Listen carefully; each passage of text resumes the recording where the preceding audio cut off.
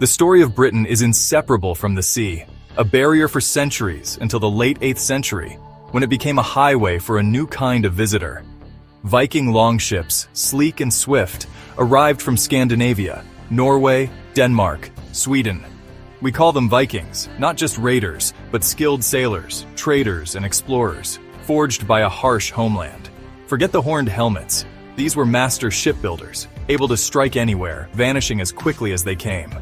For coastal Britons, life changed overnight. The rhythm of the seasons was shattered by the thud of axes and the roar of a foreign tongue. The Viking Age dawned not with a sunrise, but with fire and steel. Imagine being a monk in a quiet coastal monastery, your days filled with prayer and the sound of the sea. Until one morning, dragon-prowed ships appear on the horizon. The sight would have chilled you to the bone. This was the beginning of a storm that would rage for centuries. Scandinavia was changing. Population booms, ambitious chieftains, and shifting power forced many to seek fortune overseas. These were not unified armies, but bands of adventurers, each led by a charismatic jarl. Britain, with its wealthy, poorly defended monasteries and internal squabbles, was a treasure chest with a broken lock. The Vikings had the key. The first voyages were likely exploratory, but soon word spread. Britain was rich and vulnerable. The sea, once a shield, now brought terror. The age of the Vikings had begun, and nothing would ever be the same. The world was about to be remade by those who came from across the waves. The storm was here. The year is 793. Lindisfarne, the Holy Island, is about to face the unthinkable. Viking longships land, and violence erupts. Monks are slaughtered, treasures stolen, holy relics desecrated. The Anglo-Saxon Chronicle records terror. Fiery dragons in the sky, lightning, omens of doom. For the Vikings, it was just a raid on a wealthy, undefended target. Their gods were not Christian. Monasteries were simply treasure troves. The attack on Lindisfarne sent shockwaves across Europe, setting a brutal pattern for decades. Monasteries and coastal towns became easy prey. Iona, Jarrow, and many more fell. The Vikings were wolves among sheep, and fear itself became a weapon. Livestock, grain, and people were taken. Men killed, women and children enslaved, sold in distant markets. Viking blood began to mix with that of the British, creating a tangled ancestry from the very start. The psychological impact was immense. The sea, once a provider, was now a source of dread. Prayers for deliverance from the Northmen echoed in every church. Sacred places were violated, security shattered. This was more than piracy. It was a cultural and psychological assault. The people of Britain were forced to adapt, to fight back, and to rethink their world. The Viking threat was now a fact of life. The age of innocence was over. Britain would never be the same. For decades, Viking raids were smash-and-grab affairs, until 865. The Great Heathen Army landed in East Anglia, thousands strong, led by legendary sons of Ragnar Lothbrok. This was no raid. They came for land and conquest. The Vikings wintered in East Anglia, then stormed York, toppling kings and renaming it Jorvik. They marched through England, dismantling kingdoms. Northumbria, Mercia, East Anglia fell. Only Wessex remained independent. The dream of a unified English nation seemed doomed. Now, Vikings were not just raiders, but occupiers, living year-round, feeding off the land, interacting with locals. Brutality was common, but so was the start of something new: settlement. The Vikings began to see England as a place to live, not just to plunder. The shift from raiding to conquest changed everything. The lines between invader and settler began to blur. England was being transformed, not just invaded.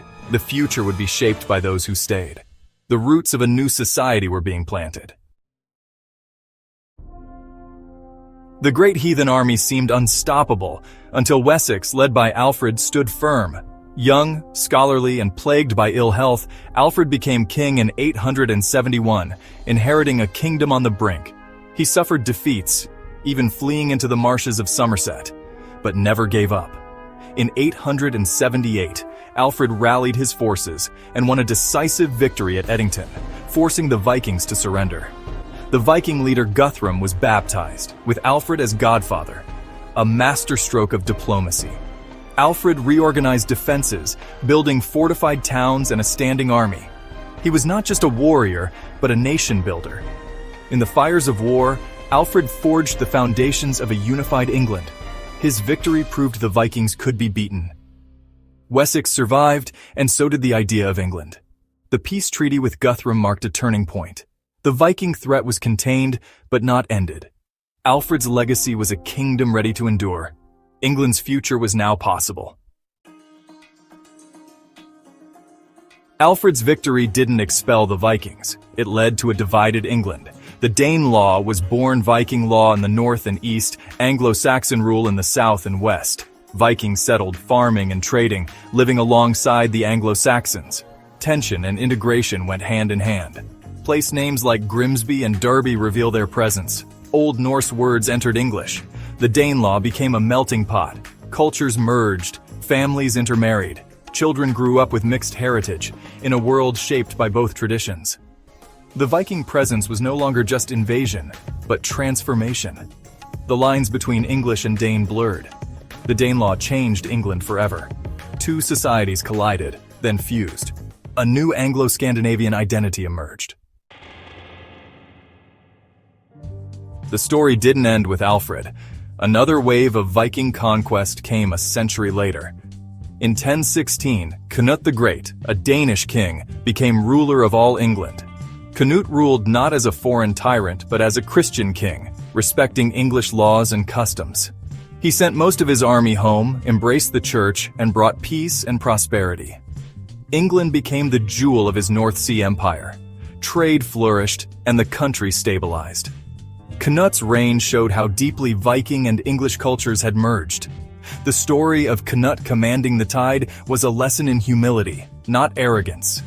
Under Canute, the Viking presence became part of England's fabric. He was buried in Winchester, the heart of Wessex. The Viking Age had reached its high watermark. England was now both English and Scandinavian. The Viking Age was shaped by legendary leaders, some mythic, some real. Ivar the Boneless masterminded the conquest of Northumbria. Guthrum battled Alfred and became a Christian king. Their stories show the shift from raiding to settlement. Eric Bloodaxe, last Viking king of Northumbria, ruled from Jorvik before falling in battle. He embodied the wild spirit of the early Viking Age. Harold Hardrada, the Hard Ruler, invaded in 1066, only to be defeated at Stamford Bridge. His death marked the end of the great Scandinavian attempts to conquer England. These leaders were warriors, kings, and settlers, each leaving a mark on history. The Viking Age was defined by ambition, adaptability, and change. Their legacy endures in the land they fought for. The Viking story isn't just in history books, it's in our DNA.